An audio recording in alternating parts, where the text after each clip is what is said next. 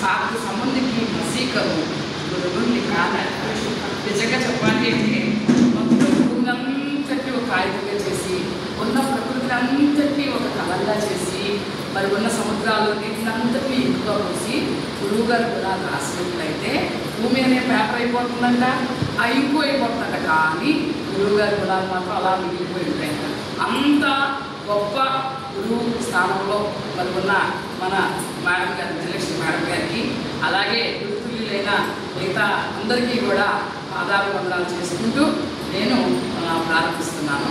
మరి నిజంగా నాకు మొదటి గురువు ఎవరంటే మా నాన్నగారే. ఎప్పుడు ఇప్పటికి కూడా అమ్మాయిలు అమ్మ నాన్నగారికి వెళ్తా ఉంటాం. అంటే నాన్నగారు అంత ఇదిగా మాకు మా నాన్నగారు కూడా హెడ్ మాస్టర్గా పనిచేశారు.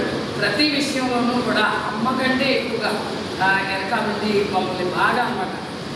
మేము మొత్తం నలుగురు అయితే గురువు అక్క చెల్లెళ్ళు అన్నయ్య. మాకు మొదటి గురువుగా మేము నాన్నగారే చెప్పుకుంటాం. అలాగే మా స్కూల్లో గురువు గారు కూడా మా నాన్నగారే. మా పాఠాలు చెప్పింది కూడా 7th క్లాస్లో. తర్వాత కాబట్టి ముందుగా మా నాన్నగారు కూడా వందనాలు చేసుకుంటూ ఆరంభిస్తున్నాను. నేను యోగాలో చేరినప్పుడు నిజంగా ఎప్పటి నుంచో కోరిక యోగా చేయాలి. మంత్రి సత్యనారాయణ రాజు గారి యోగాని మార్నింగ్ 4:30కి పెట్టుకుని చేసేదాన్ని. మా టీవీలో వచ్చేది, అది ఫాలో అవుతూ ఉండేదాన్ని. తర్వాత ఎక్కడైనా ఒక గురువు గారి దగ్గర చేరాలి అనే గట్టి ఇది కోరిక ఉండేది నాకు.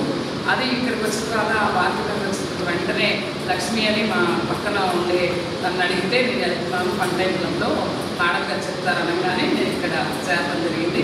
అప్పుడు ఉన్న వాళ్ళలో మన పూర్ణ గారు లక్ష్మి గారు పాట వాళ్ళు అనమాట. తర్వాత నేను చాలా బాగా వెనకాలబడి సెలీనా రోజు వాకింగ్ చేసుకుంటూ ఉండేది.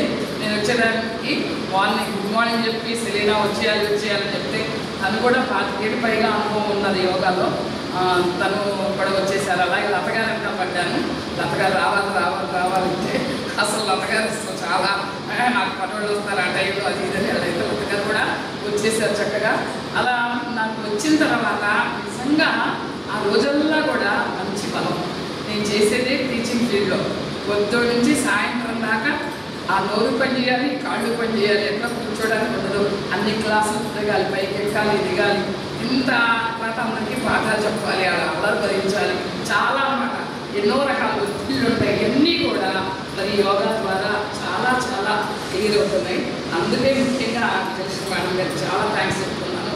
ఇంకో విషయం ఏంటంటే నేను చాలా చేయనప్పి ఇప్పుడు సంఘమిత్ర ఫీల్ అవుతుంది, నేను ఫీల్ అయినట్టుగానే భావన కలుగుతుంది ఎప్పుడైనా ఎక్సర్సైజ్ చేయనప్పుడు. అలా విపరీతమైన షోల్డర్ పెయింట్తో వచ్చేదాన్ని. వచ్చినప్పుడు మేడం గారు చక్కగా ఎక్సర్సైజ్ చేయించడం నిజంగా యోగాలో అది కూడా నాకు పర్మనెంట్గా ఉండేది పోయింది ముందు. అది నిజంగా ఆ పుణ్యం మేడం గారికి దక్కుతుంది, విజయలక్ష్మి మేడం గారికి.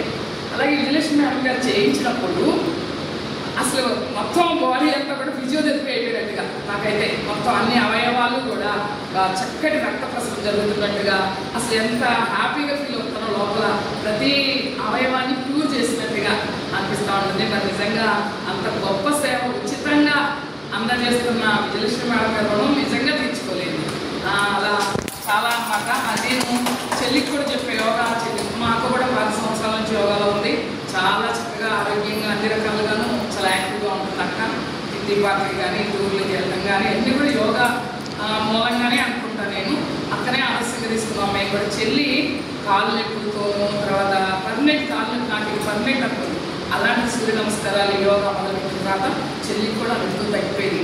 కాబట్టి మనం ఆరోగ్యంగా ఉండాలి, ఇంకా సమాజానికి మంచి సేవ అందించాలి అంటే మాత్రం రోజు తప్పనిసరి యోగా చేయాల్సిందే. మరి అలాంటి యోగాని మనకి ప్రతిరోజు ఒక ఆరోగ్య ట్యాబ్లెట్ లాగా మనకు అందిస్తున్న విజయలక్ష్మి మేడం గారికి వందనాలు తెలియజేసుకుంటూ అందరికీ ధన్యవాదాలు.